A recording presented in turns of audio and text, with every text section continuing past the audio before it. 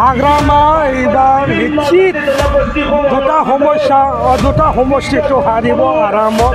এইটো একেবাৰে খাটাং হৈছে। এতিয়া সি যিমানে যাক দুৰ্বল সিহে বেছি মাত মাতি থাকে।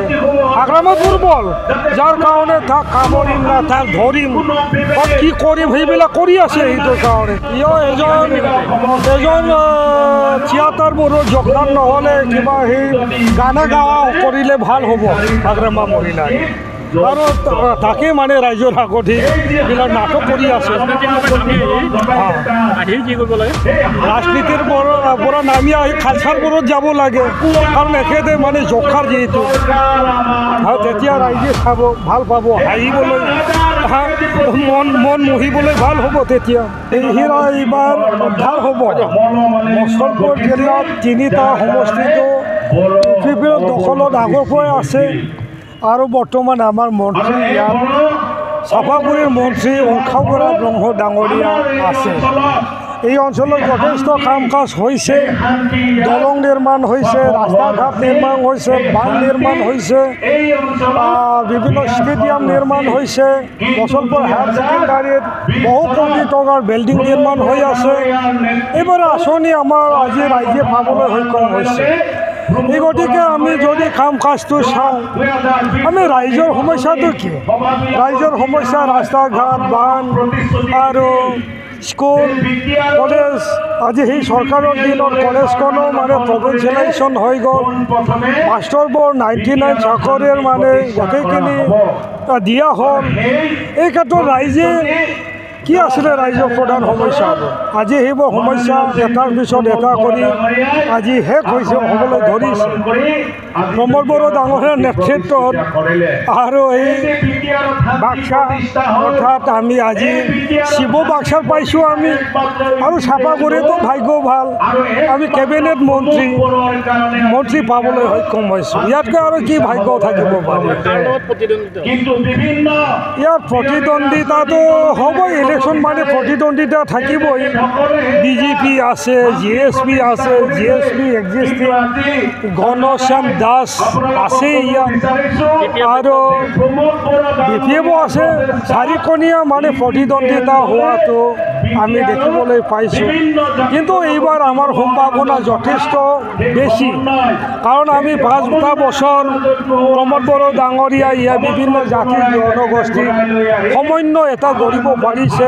ইয়াত আজি কোনো হাই হাল্লা, বন্দুক বাৰুদৰ ভয় ভাবুকিৰ কোনো এতিয়া সেই অঞ্চলত একো পৰিস্থিতি নাই, যাৰ কাৰণে আজি সকলোৱে মানে ইয়াত আজি UPP দলক সমৰ্থন দিবলৈ আহিছে। বিশেষ কৰি ABC ব্লকত যিটো মাটিৰ সমস্যা আছিলে, বেছিদিন হোৱা নাই নিৰ্বাচন ঘোষণা, কিছুদিন আগতে এইখিনি সমস্যাও সমাধান কৰিবলৈ সক্ষম হ'ল।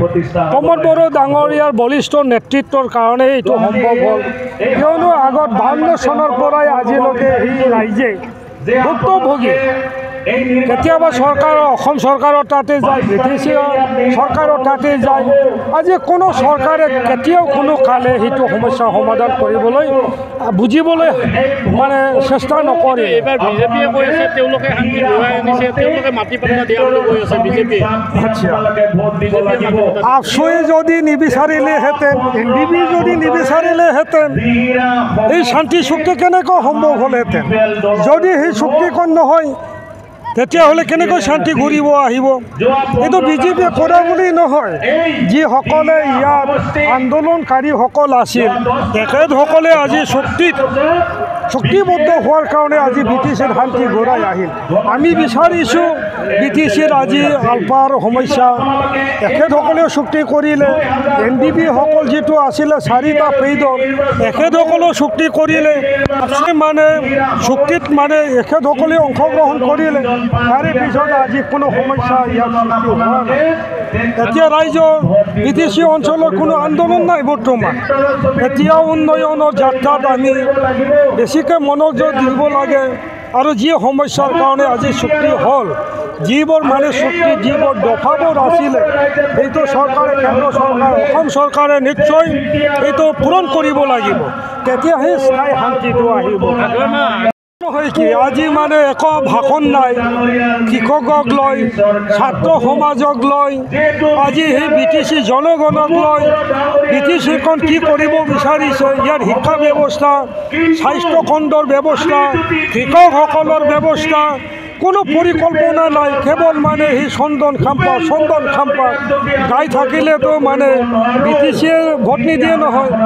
আমাক ৰাইজক লাগি কি আপুনি কি কৰিব বিচাৰিছে আচলতে BTC জনগণক লৈ আপোনাৰ পৰিকল্পনা কি? আজি সেই পৰিকল্পনাৰ কথা কেতিয়াও মানে হাগ্ৰামাই ক'ব পৰা নাই। কেৱল মহিলাৰ কাৰণে কিবা কৰিম, আপুনিতো কথাহে কয় কামটো নকৰে। বোলে মানে চৰকাৰ আহিলে মাটিৰ পাত্তা দিব, আপুনিতো 17 বছৰ শাসনে কৰিলে, মাটিৰ পাত্তা দিবলৈ আপোনাৰ সময় নহ'ল নেকি? প্ৰমোদ বড়োৱে 5টা বছৰ চলালে, তাতে মাটিৰ সমস্যা সমাধান হৈ গ'ল। 99ৰ মাষ্টৰবিলাকৰ সমস্যা সমাধান হৈ গ'ল, কলেজ প্ৰভিন্সিয়েলাইজৰ কাম সমাধান হৈ গ'ল। এইটোৱেতো উদাহৰণ। এইটো আমাৰ সমস্যা আছে, আমাৰ ৰাইজৰ প্ৰধান সমস্যাবোৰ সেইটোৱে আছে। হাগ্ৰামা এইবাৰ নিশ্চিত দুটা সমষ্টিটো হাৰিব আৰামত, এইটো একেবাৰে খাটাং হৈছে। এতিয়া সি যিমানে যাৰ দুৰ্বল সিহে বেছি মাতি থাকে।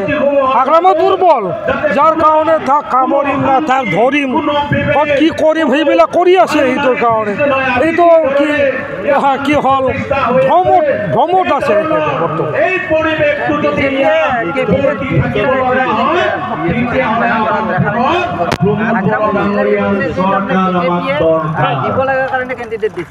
মই ৰেখাৰাণী দাস বড়ো ডাঙৰীয়াক সন্মান কৰোঁ।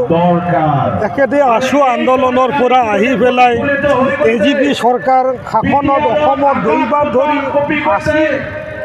আজি সেই ক্ষেত্ৰত মন্ত্ৰীৰ পৰা আজি মানে কাউন্সিলত নামিব লগা হৈছে। আৰু আমি সেই কালত AGP চৰকাৰৰ কালত আমি দেখিছোঁ, তেতিয়াও মই কৈছোঁ যে 79টা বছৰ হ'ল ভাৰত স্বাধীন হোৱা। এই ক্ষেত্ৰত আপোনালোকে দেখিছোঁ আমি BTC ৰাইজে, আপোনালোকে BTCৰ হয়। ইয়াৰ ৰাস্তা ঘাটৰ অৱস্থা, স্কুলৰ অৱস্থা, স্বাস্থ্যৰ মেডিকেলৰ অৱস্থা, এইবোৰ আপোনালোকে দেখিছে, আমি দেখিছোঁ, আমি ভুগিছোঁ। না বিজুলী বাতি, না কৃষকৰ কাৰণে বান, না ৰাস্তাত এটা হিল কৰিছিলে, এইবোৰ আজিও আমি পাহৰা নাই। এতিয়া ৰাইজে ইয়াত উচিত বিচাৰটো কৰিব।